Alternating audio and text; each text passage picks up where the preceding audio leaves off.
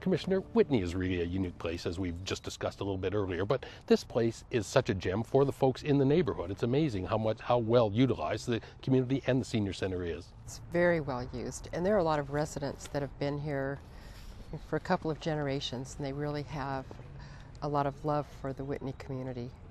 You touched on the ZAP program, which there's a couple of great examples out here in the front of it. And tell me a little bit about the ZAP program, present and past. Well, this is the 6th ZAP project, and the idea is artists are brought in to paint over utility boxes and use their best designs. We had 12 artists here in Whitney doing 127 projects on utility boxes owned by the county, the Water District, Nevada Energy. And there was a jury of artists as well as neighborhood members, and they looked at different applications at different artists that applied to do this. And so the neighbors actually were helping in choosing the artists and the work that would be on the utility boxes. This is kind of a grant-funded program, and I know we're getting ready to ramp up and have already selected the artists for ZAP 7, which will take place along Maryland Parkway throughout your district as well as Commissioner Chris Giunciliani's district. Tell me a little about that. It really does give a boon to the community. As I mentioned before, when the artists were actually painting the utility boxes, they reported that children would come out and watch them, and neighbors, and just was an excitement around the neighborhood. And truly it is a deterrent for graffiti. And beautifying the neighborhood is a way that people get involved in their community and are less prone to some of those acts of malfeasance like you just said. Absolutely. Maryland Parkway has received a lot of attention recently, Commissioner, and I know last year you were there for a new crosswalk just a little bit a little bit south of UNLV. It's a Danish crosswalk. Yes. By the way, we're looking at all kinds of different ways to improve traffic and pedestrian safety. Yes, and there's a heavy concentration of pedestrian use in that particular location, and our Public Works was aware of it, but then we started to get some complaints from neighbors saying, it's really getting hard to cross the street because as people go south of the university, they tend to speed up. And so that Danish crosswalk really does give an opportunity for a pedestrian to stop in the middle of the road and wait for the traffic going the other way before they can cross the other side. So, and there's a store on one side and then a lot of housing on the other side of Maryland Parkway at that location gets a lot of use, so we felt like it was a very good investment from the county. Maryland Parkway is a very vital north-south corridor. It's only maybe 6 miles, but basically goes from the airport all the way downtown. You've got UNLV, you've got the Boulevard Mall, a number of hospitals along there. We're doing a lot of studying and asking a lot of community members what they want Maryland Parkway to look like, I suppose. Yes. Tell me a little bit about the efforts there, Commissioner. And there's been an effort going on for the last couple of years where business people, elected officials, employees from the jurisdictions have been meeting together to look at, what can we do to revitalize and help with traffic flow and safety and help welcoming businesses along Maryland Parkway. And then Nevada Strong, which is a regional plan, was funded with $3.5 billion from HUD.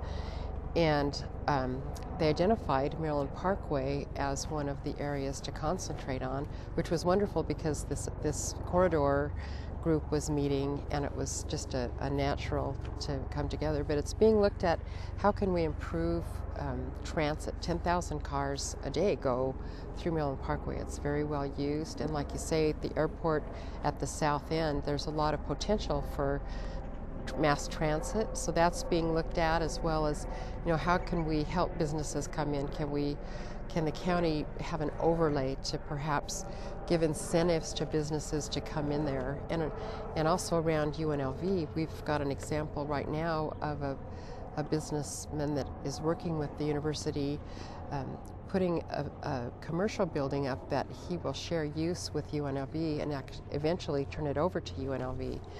But needs a little bit of help with permits that are very expensive for him, but since it will be turned over to a public entity at some time, we're trying to figure out how can we help people that want to do projects. So this is a total cooperative effort between, I know the RTC is deeply involved in this as well too. Yes, RTC, the county, the city of Las Vegas, and then many people that own businesses and neighbors along the way. And the ZAP program is coming along there as well too. Very exciting to have it there. Commissioner, also I know you had a chance a few months ago to meet a couple iconic Las Vegans by the name of Siegfried and Roy. Everyone knows who those folks are, and gosh, it's probably amazing that there hasn't been something named after them. Tell me about what's coming up in your district with those gentlemen. We're very excited, and truly is a wonderful opportunity to have their names. The neighbors adjacent to Terminal 3 didn't used to be the neighbors. There were other homes that were taken out as the airport expanded to build Terminal 3 and change the flow of Russell Avenue. And so the neighbors were promised a park to as a buffer to the terminal, the new terminal. Well, then the economy downturn occurred, and so that was put on hold, but we brought the project back up, and the airport's been just tremendous in helping this to come to pass. Had the groundbreaking in October, and Siegfried and Roy came, and they were so excited to have it happen, and they even had fan club there to watch. And the park will be wonderful. It should be completed in the later this year, actually. And right now they're doing the underground work, and we'll start seeing things happen in just a couple of months. I think that'll be obviously great for folks in those neighborhoods there, because there aren't many parks in that district area, and as well as just the symbolic attraction of so many millions of visitors. This will be one of the first things they see after they step off a plane at McCarran Airport, a park named after these two icons. Absolutely, it will be a good impression for people, and it is part of that Maryland Parkway Corridor, and we plan to have some public art also on the corner of the Maryland Parkway corner, so that kind of introduces the Maryland Parkway Corridor. And I know a lot of people in the art community are vying for that individual thing, and you must be excited to see what our creative class is going to put in that park. It is. It'll be very exciting to see. It's nice to see that there's more and more interest in public art. Commissioner, the fuel revenue indexing has been part of a funding source that has built and rehabbed a number of new roads, and in a lot of cases, especially here in District G, rehabbing some old roads. I know that was something that was very important to you on the campaign trail last year, rehabilitating our streets. Tell me how you think that program has been working so far. Oh, I think it's been marvelous. We've had a number of projects just in District G all over the county, and made sure that they were all over the county so people could see improvement in their streets. And every project that I've seen has been done with causing as little inconvenience to the drivers as possible. They come in, they set it up, and get it done quickly. And several of the projects in Henderson on some of the older roads. And we've also got the I-11 bypass that will be the second phase of that, will be with the fuel index money. So it's doing a lot. It's providing a lot of jobs and improving the roads all over the county. Commissioner, as we're taping this show in February, the legislature has just recently started to meet, and so I know our lobbying team is up there busy. Tell me about some of the things that are important to you and that are important to Clark County that our state legislators are dealing with. Now, there are a number of issues that we're looking at closely. One is UMC.